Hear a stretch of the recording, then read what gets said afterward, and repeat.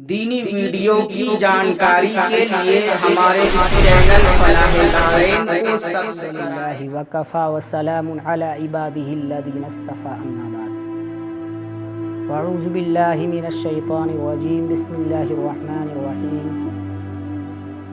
فالذین هاجروا واخرجوا من دیارهم وأوذوا في سبیلی وقاتلوا وقتلوا لأکفرن عنهم سیئاتهم وَلَأُدْخِلَنَّهُمْ جَنَّاتٍ تَجْرِي مِنْ تَحْتِهَا الْأَنْهَارُ ثَوَابًا مِنْ عِنْدِ اللَّهِ وَاللَّهُ عِنْدَهُ حُسْنُ الثَّوَابِ۔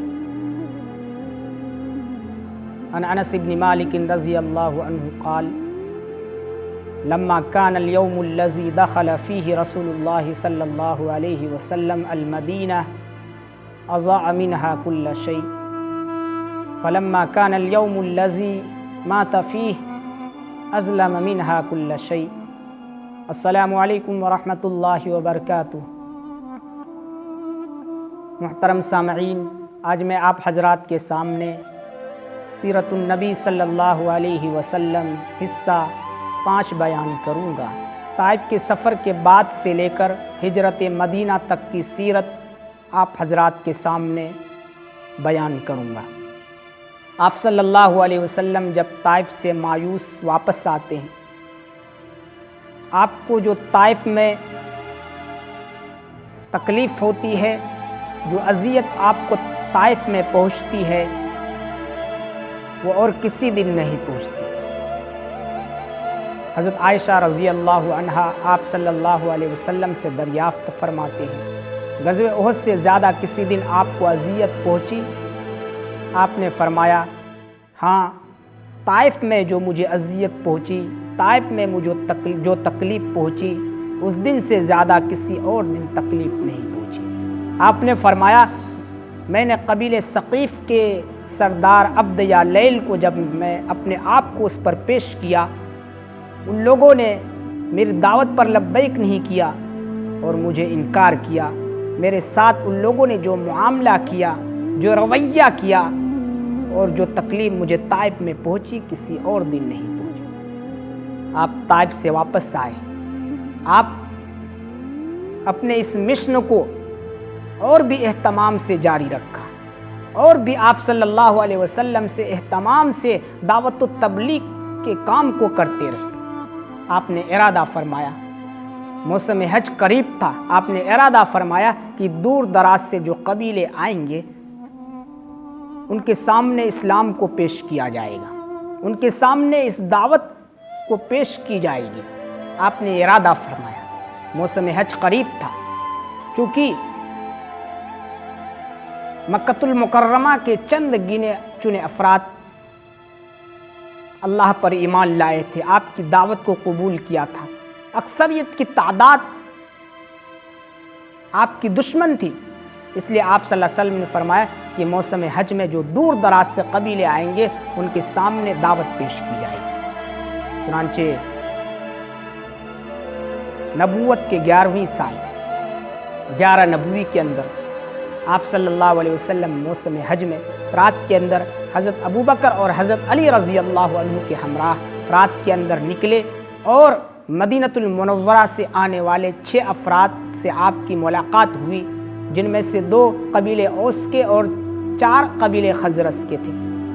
آپ صلی اللہ علیہ وسلم نے ان سے ملاقات فرمائی، اسلام کی دعوت دی۔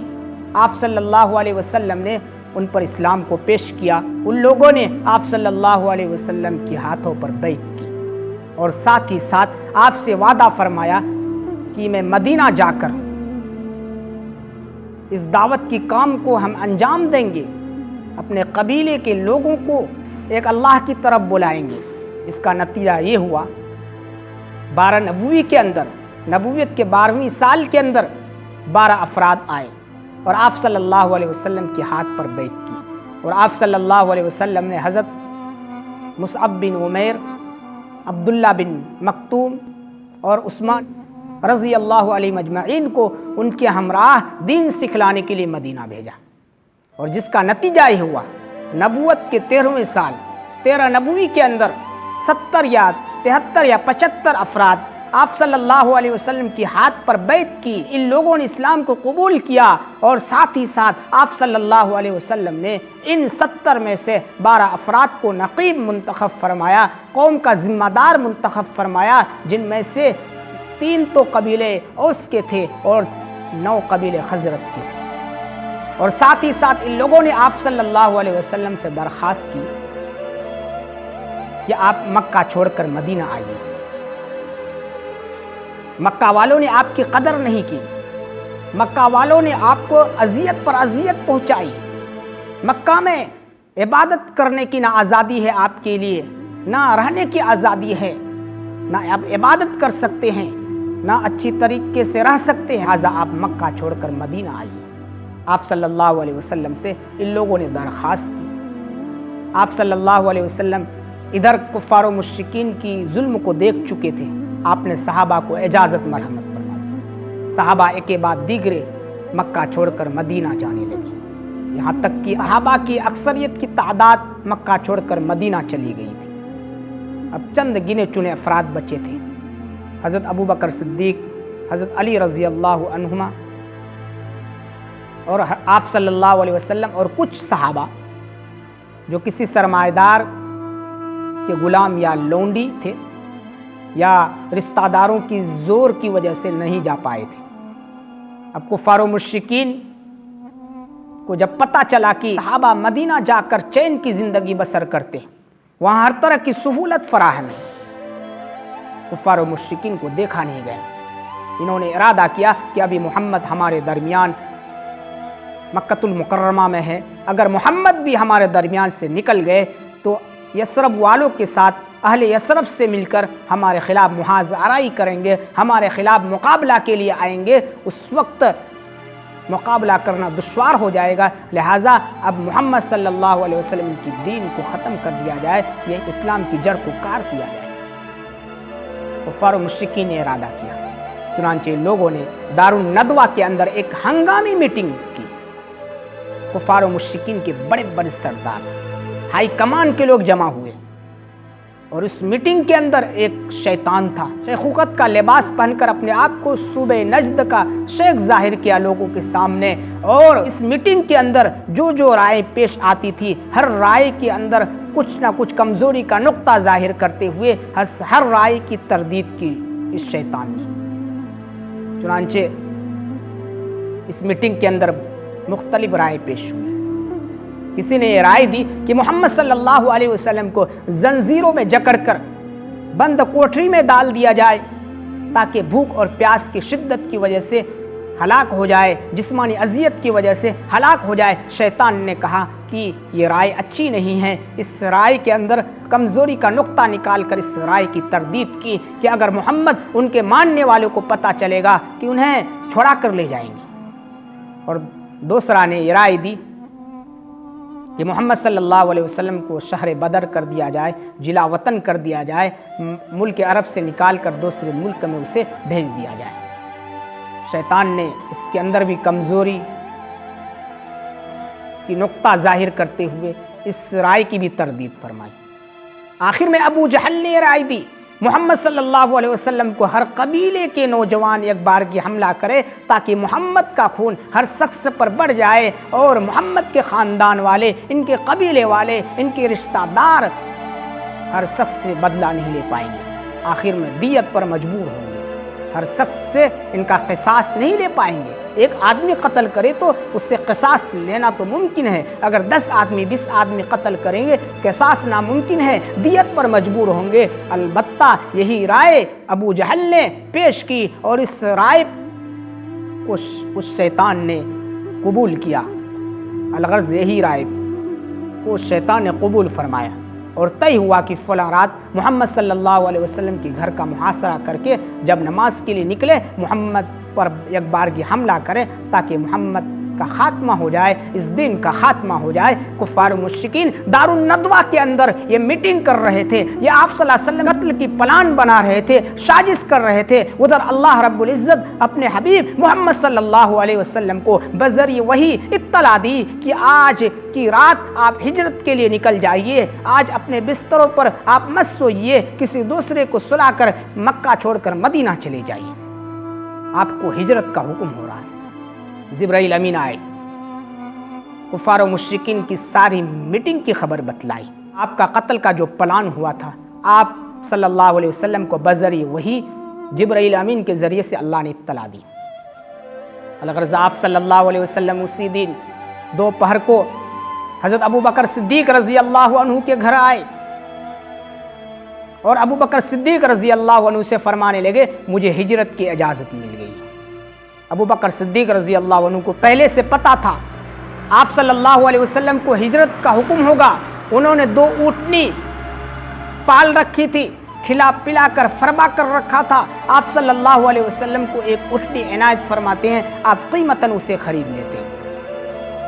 الغرض آپ صلی اللہ علیہ وسلم اسی رات، جس رات کفار و مشرکین آپ کو قتل کرنے کی پلان کیے تھے، آپ صلی اللہ علیہ وسلم کی گھر کا محاصرہ کفار و مشرکین کیے ہوئے تھے، آپ صلی اللہ علیہ وسلم اسی رات اپنی جگہ حضرت علی رضی اللہ عنہ کو سلا کر اور کچھ امانتیں جو کفار و مشرکین کے آپ صلی اللہ علیہ وسلم کی ذمے میں تھی، آپ انہیں سپرد فرماتے ہیں حضرت علی رضی اللہ عنہ کو کہ وہ صبح ان امانت کو امانت والے تک پہنچا کر مکہ چھوڑ کر مدینہ آ جائے۔ آپ صلی اللہ علیہ وسلم کے گھر کے محاصرہ کیے ہوئے ہیں کفار و مشرکین کے نوجوان، آپ نکلیں گے نماز کے لیے، آپ پر حملہ ہوگا، یہ لوگ محاصرہ کیے ہوئے ہیں، انتظار میں ہیں۔ آپ صلی اللہ علیہ وسلم اسی رات کے اندر، اسی وقت آپ صلی اللہ علیہ وسلم رات کی تاریکیوں میں نکلتے ہیں اور ایک مٹھی آپ صلی اللہ علیہ وسلم مٹی لے کر اس کے اندر سورہ یاسین کی املاء بسرون تک آپ صلی اللہ علیہ وسلم پڑھ کر دم فرماتے ہیں۔ کفار و مشرکین کے مجمع میں دیکھتے ہیں اس مٹھی کو، آپ صلی اللہ علیہ وسلم کو کفار و مشرکین نہیں دیکھتا ہے۔ آپ مجمع کو چیرتے ہوئے ابو بکر صدیق رضی اللہ عنہ کے گھر آتے ہیں۔ ابو بکر صدیق رضی اللہ عنہ کے ہمراہ آپ رات کی تاریکیوں کے اندر آپ غار ثور جاتے ہیں۔ ابو بکر صدیق رضی اللہ عنہ غار کے اندر جاتے ہیں، غار کو صاف کرتے ہیں، غار کے اندر جتنے سوراخ تھے ٹول کر اپنے بدن کے کپڑے پھاڑ پھاڑ کر ان سوراخ کو بند فرماتے ہیں۔ آپ صلی اللہ علیہ وسلم کو اندر لے جاتے ہیں۔ ادھر صبح کفار و مشرکین کو جب پتہ چلتا ہے، آپ کے تعاقب میں جاتے ہیں، آپ کی تلاش میں جاتے ہیں، کہیں سے کوئی پتہ نہیں چلتا۔ کفار و مشرکین کے بڑے بڑے سردار یہاں تک کہ نا امید ہو کر یہ اعلان پر مجبور ہوتا ہے جو محمد صلی اللہ علیہ وسلم کو زندہ یا مردہ لائے گا اسے 100 اونٹ دیا جائے گا۔ اس اعلان کو سن کر لوگ آپ صلی اللہ علیہ وسلم کی تلاش میں، تفتیش میں نکلتے ہیں، کہیں سے کوئی سراغ نہیں ملتا ہے۔ اس کے بعد کچھ کفار و مشرکین کے سردار آگ رسانوں کے ہمراہ آپ صلی اللہ علیہ وسلم کی قدم کے نشان پر چل کر اس غار ثور کے قریب پہنچ جاتے ہیں۔ وہاں پہنچنے کے بعد سراغ رسان کہتا ہے کہ یہاں سے آگے کوئی نشان نہیں ہے، محمد یہیں کہیں ہے یا آسمان نے اسے نگل لیا ہے۔ اس میں سے ایک شخص نے کہا کہ اس کے اندر مکری کا جالا ہے، مکڑی نے جالا تن دیا ہے، لہٰذا یہاں کسی انسان کا گھسنا، کسی انسان کا داخل ہونا ناممکن ہے۔ کسی نے کہا کہ کبوتر ابھی اڑا ہے، انڈا دیا ہے۔ الغرض آپ صلی اللہ علیہ وسلم کی تلاش میں یہ لوگ ناکام ہوتے ہیں، کہیں سے آپ کا سراغ نہیں ملتا، آپ صلی اللہ علیہ وسلم کا کہیں سے پتہ نہیں چلتا۔ یہ لوگ عاجز آ کر مکۃ المکرمہ واپس آ جاتے ہیں۔ آپ صلی اللہ علیہ وسلم 3 دن کے بعد یکم ربیع الاول کو آپ صلی اللہ علیہ وسلم مکہ سے مدینہ کی طرف ہجرت کر جاتے ہیں۔ آپ صلی اللہ علیہ وسلم جب ہجرت کرنے کے لیے جاتے ہیں، آپ کے ہمراہ ایک تو آپ صلی اللہ علیہ وسلم، دوسرے حضرت ابو بکر صدیق رضی اللہ عنہ، اور تیسرا عامر بن فہیرہ، اور چوتھا عبداللہ بن عریقت۔ سیرت کے اندر آتا عبداللہ بن عریقت یہ مسلمان نہیں ہوا تھا مگر بڑا امانت دار تھا، معاملہ بڑا صاف تھا۔ ہجرت سے پہلے ابو بکر صدیق رضی اللہ عنہ نے ان سے معاملہ طے کیا تھا، چونکہ یہ مکہ سے مدینہ کے خفیہ راستوں سے بے حد واقف تھا، انہیں پتہ تھا مکہ سے مدینہ کا راستہ، اس لیے کچھ رقم کے عوض معاملہ طے ہوا تھا، اور ابو بکر صدیق رضی اللہ عنہ نے جو 2 اونٹنیاں پال رکھی تھی انہیں دے کر آپ رضی اللہ عنہ آپ صلی اللہ علیہ وسلم کے ہمراہ غار ثور آئے تھے۔ آپ رضی اللہ عنہ یہ کہہ کر آئے تھے کہ 3 دن کے بعد غار ثور جانا، اور 3 دن کے بعد جب 3 دن گزرتا ہے، یکم ربیع الاول کو یہ قافلہ رواں ہوتا ہے۔ ادھر سراقہ بن مالک یہ کفار و مشرکین میں سے تھا، اس کو پتہ چلتا ہے کہ محمد صلی اللہ علیہ وسلم کا قافلہ مدینہ کے لیے روانہ ہوا ہے۔ صبح یہ مکۃ المکرمہ کے اندر اسے کسی طرح سے اطلاع ملتی ہے، یا آپ صلی اللہ علیہ وسلم کی نقش قدم پر چل کر تیز رفتاری کے ساتھ آپ کا پیچھا کرتے ہیں۔ ابھی چند قدم چلا ہے کہ اس کا گھوڑا ٹھوکر کھا کر گرتا ہے، یہ گھوڑے سے گرتا ہے، پھر آپ صلی اللہ علیہ وسلم کی تلاش میں نکلتا ہے، یہاں تک کہ آپ صلی اللہ علیہ وسلم کے بالکل قریب ہوتا ہے۔ آپ صلی اللہ علیہ وسلم گرفتار کرنے کا کہ محمد صلی اللہ علیہ وسلم کو گرفتار کر لوں گا، مجھے 100 اونٹ ملے گا، ان کا گھوڑا آگے کا حصہ پیڑ دھس جاتا ہے، اور سراقہ بن مالک کہتا ہے آپ صلی اللہ علیہ وسلم سے، محمد رکیے، میں آپ کو گرفتار کرنے کے لیے آیا تھا، مگر آپ امان دیجئے، اب جو شخص واپس آئے گا آپ کو گرفتار کرنے کے لیے، ہر شخص کو میں واپس کر دوں گا، آپ امان دیجئے، میں آپ کو اب گرفتار نہیں کر سکتا، اگر آپ کو گرفتار کروں گا تو ایسا نہ ہو کہ میں ہی ہلاک ہو جاؤں۔ واپس جاتا ہے۔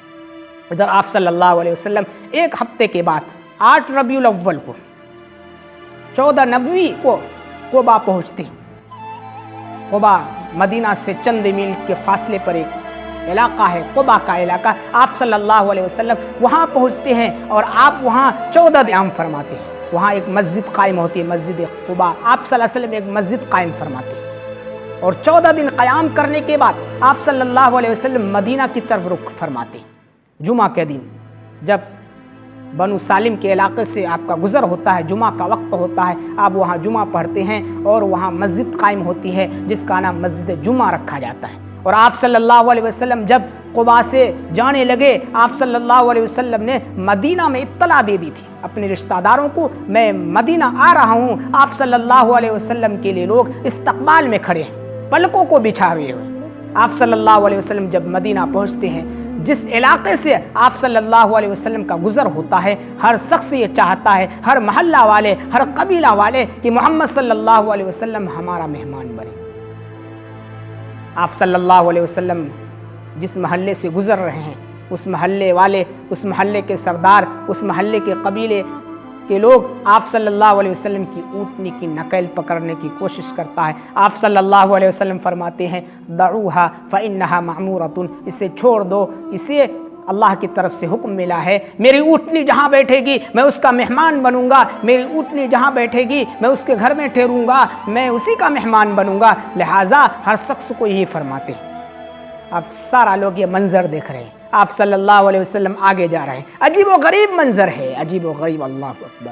آپ صلی اللہ علیہ وسلم آگے جا رہے ہیں، پیچھے ہر شخص آپ کے پیچھے پیچھے جا رہے ہیں۔ وہ خوش نصیب شخص کون ہے جس کا مہمان آپ بنے؟ کس کی مقدر میں آپ صلی اللہ علیہ وسلم کی مہمانی لکھی ہے؟ کس کی خوش نصیبی میں آپ صلی اللہ علیہ وسلم کی مہمانی لکھی ہے؟ کس شخص کا آپ مہمان بنیں گے؟ وہ شخص کون ہے؟ ہر شخص یہ نظارہ دیکھتا ہوا پیچھے پیچھے آ رہا ہے، عجیب و غریب منظر ہے۔ الغرض آپ صلی اللہ علیہ وسلم جب ابو ایوب انصاری رضی اللہ عنہ کے مکان کے قریب پہنچے، آپ کی اونٹنی وہاں بیٹھتی ہے، پھر اٹھ کر آپ کی اونٹنی 2 یتیم کے باغ، کھجور کا جو باغ ہے وہاں جا کر وہ اونٹنی بیٹھتی ہے، پھر واپس آ کر ابو ایوب انصاری رضی اللہ عنہ کے گھر کے قریب بیٹھ جاتی ہے۔ آپ صلی اللہ علیہ وسلم کی اونٹنی جو جن 2 یتیم بچوں کی زمین پر بیٹھی تھی، آپ صلی اللہ علیہ وسلم دریافت فرماتے ہیں، وہ 2 یتیم ایک حضرت سہل اور سہیل کی زمین تھی جن کے والد کا انتقال ہو چکا تھا۔ حضرت ابو بکر صدیق رضی اللہ عنہ اس زمین کو خرید لیتے ہیں، اور اسی زمین کے اندر مسجد نبوی کا قیام ہوتا ہے۔ انصار و مہاجرین دونوں مل کر مسجد نبوی کی تعمیر فرماتے ہیں، مسجد نبوی کا کام شروع فرماتے ہیں۔ روایتوں کے اندر آتا ہے جب تک مسجد نبوی نہیں بنی، مسجد نبوی کا کام شروع ہے، جب تک مسجد نبوی نہیں بنتی ہے، آپ صلی اللہ علیہ وسلم حضرت ابو ایوب انصاری رضی اللہ عنہ کے مکان میں آپ مہمان بن کر رہتے ہیں۔ آپ صلی اللہ علیہ وسلم کا قیام حضرت ابو ایوب انصاری رضی اللہ عنہ کے مقام ہے۔ جب تک مسجد نبوی نہیں بنتی ہے، آپ صلی اللہ علیہ وسلم حضرت ابو ایوب انصاری رضی اللہ عنہ کے مکان میں رہتے ہیں۔ آپ صلی اللہ علیہ وسلم کا قیام گاہ حضرت ابو ایوب انصاری کے مکان ہوتا ہے۔ تقریباً روایتوں کے اندر آتا 6 ماہ تک آپ ابو ایوب انصاری رضی اللہ عنہ کے مکان پر رہتے ہیں۔ آپ صلی اللہ علیہ وسلم مکہ چھوڑ کر مدینہ گئے تو مدینہ والوں نے ہر طرح سے آپ کا امداد فرمایا، ہر طرح کی سہولت آپ کے صحابہ کے لیے مدینہ والوں نے فراہم کیا، جانی مالی ہر طرح سے تعاون فرمایا، ہر طرح سے مدینہ والوں نے ساتھ دیا، اور ساتھ ہی ساتھ آپ صلی اللہ علیہ وسلم کی آمد کی وجہ سے مدینہ کے ہر چیز میں روشنی ہی روشنی پیدا ہو گئی۔ جس دن آپ صلی اللہ علیہ وسلم مدینہ آئے، مدینہ کی ہر چیز روشن ہی روشن ہو گئی، ہر چیز کے اندر روشنی ہی روشنی دکھنے کو ملی۔ حضرت انس رضی اللہ عنہ فرماتے ہیں کہ لما کان اليوم الذي دخل فيه رسول اللہ صلی اللہ علیہ وسلم اضاء منها كل شيء، جس دن آپ صلی اللہ علیہ وسلم مدینہ داخل ہوئے، ہجرت کر کے مدینہ آئے، اس دن مدینہ کی ہر چیز روشن ہو گئی، ہر چیز کے اندر روشنی ہی روشنی دیکھنے کو ملی۔ اور جس دن آپ صلی اللہ علیہ وسلم کا وصال ہوا، اس دن ہر چیز کے اندر تاریکی تاریکیاں دیکھنے کو ملی، ہر چیز اندھیری اندھیری ہو گئی۔ الغرض آپ صلی اللہ علیہ وسلم مدینہ آئے تو مدینہ کے اندر ایک دوسرا قبیلہ خزرج تھا، ان دونوں کے درمیان صدیوں سے پہلے دشمنی آ رہی تھی۔ ان دونوں کے درمیان آپ کی آمد سے تقریباً 4 سال، بعض روایتوں کے اندر 5 سال پہلے ایک جنگ ہوئی جن کا نام جنگ بوعاس ہے، جس جنگ کے اندر دونوں قبیلے کے بڑے بڑے سردار مارے گئے، بڑے بڑے سردار مارے گئے۔ جب بھی اس جنگ کی بات آتی تو دونوں قبیلوں میں تلواریں چل جایا کرتی تھیں، مگر جب آپ صلی اللہ علیہ وسلم آئے مدینہ ہجرت کر کے، آپ صلی اللہ علیہ وسلم کی وجہ سے، آپ صلی اللہ علیہ وسلم فیض و برکات کی وجہ سے ان دونوں قبیلہ کے درمیان جو دشمنی تھی، جو عداوت تھی، دوستی میں تبدیل ہو گئی۔ یہ دونوں قبیلے کے لوگ آپس میں بھائی بھائی بن کر زندگی بسر کرنے لگے۔ الغرض آپ صلی اللہ علیہ وسلم کی قدر مدینہ والوں نے کی۔ مکہ کے اندر جس قدر آپ کو تکلیف ہوتی تھی، اللہ کے راہ میں لوگوں کو بلانے میں جس قدر آپ کو اذیت دی جاتی تھی، دعوت و تبلیغ کے کام میں جس طرح آڑ آتا تھا، آپ صلی اللہ علیہ وسلم مدینہ آنے کے بعد یہ ساری تکلیفیں ختم ہو گئی۔ آپ صلی اللہ علیہ وسلم کو ہر طرح کی سہولت اور آسانیاں فراہم ہوئی۔ آپ صلی اللہ علیہ وسلم آپ کے صحابہ کے لیے ہر طرح کی سہولتیں فراہم کی مدینہ والوں نے، اور آپس میں بھائی بھائی بن کر زندگی بسر کرنے لگے۔ اللہ تعالی ہم آپ کو سننے سے زیادہ عمل کی توفیق مرحمت فرمائے۔ وآخر دعوانا الحمد للہ رب العالمین۔